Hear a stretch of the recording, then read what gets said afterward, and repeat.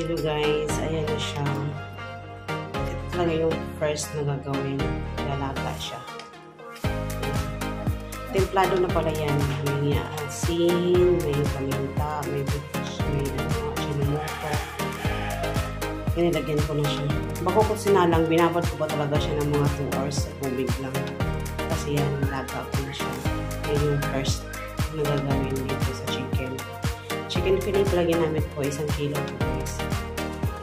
Nasarapan kasi yung mga bata nag-request na naman sila ng pastil. Kaya yan. Ang gawa ulit ako. Yung first step.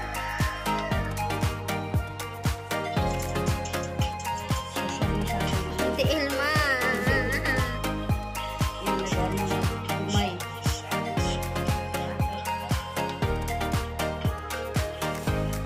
After nung nilaga,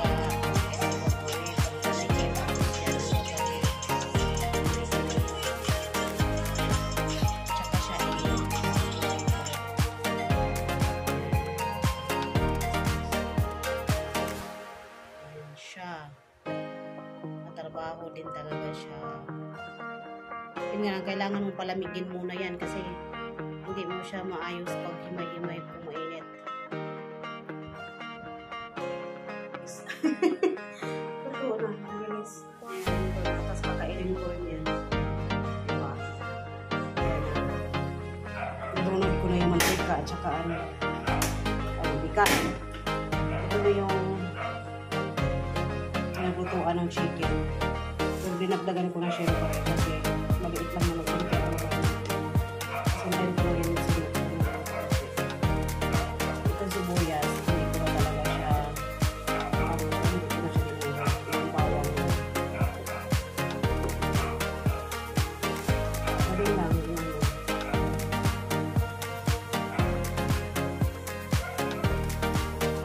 ito padami yung ano guys 1 kilo.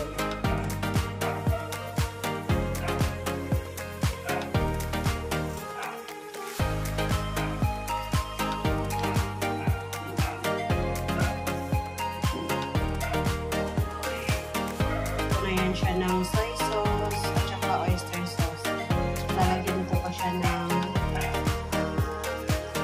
chicken cubes para lalasa talaga siya. Kasi 1 kilo pa naman ito. Kaya siya guys, kailangan ko pa siyang medyo papayagin. Hindi siya pwedeng mag-dry kasi ang pangit nito kasi kainin pa nito-dry siya. Yung una kong gawa, ang sarap, pero medyo matigas. Ito, gusto kong malambot-lambot lang. Pero kasi gusto nila yung lamunin, kaya medyo patuyuin ko muna siya. Ayan na siya, guys. Ayan na. Medyo ko patadry ko muna yan siya. Mabilis lang talaga siyang gawin. Pero syempre, matrabaho yung paghimay. Lahat naman ng bagay pinaghihirapan, di ba? Char.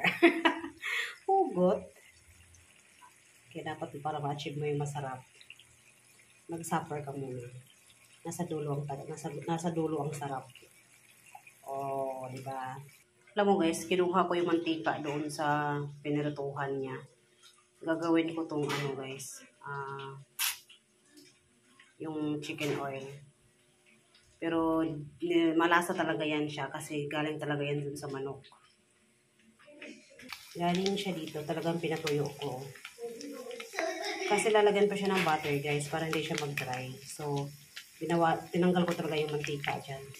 Yung una kong gawa guys, wala naman yung butter. Pero ngayon nilagyan ko na siya ng butter. Titingnan ko lang talaga siya kung ano mas masarap. Ito ba or yung butter. Ayan siya guys, medyo natunaw na siya.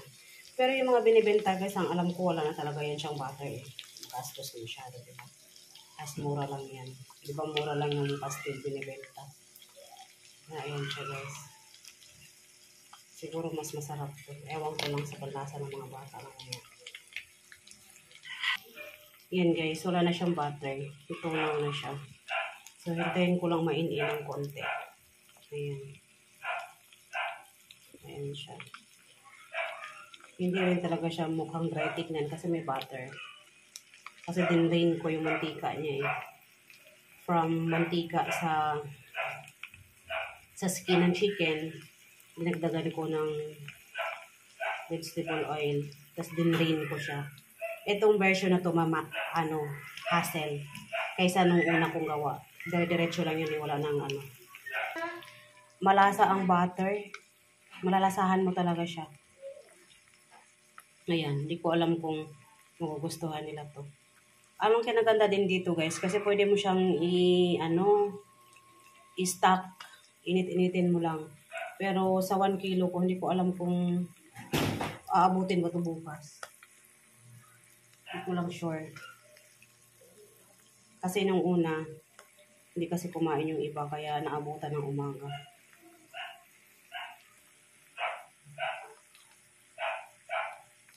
Ayan guys. Ilagay ko na siya sa dahon. Ayan. Yung dahon na yan.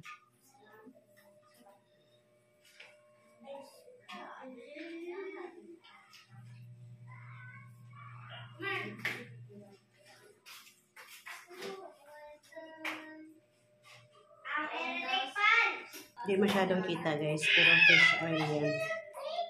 Ayan, nilipat ko lang dito. Ayan. Para manumano yung paglagay nila mamaya. Ayan, thank you for watching.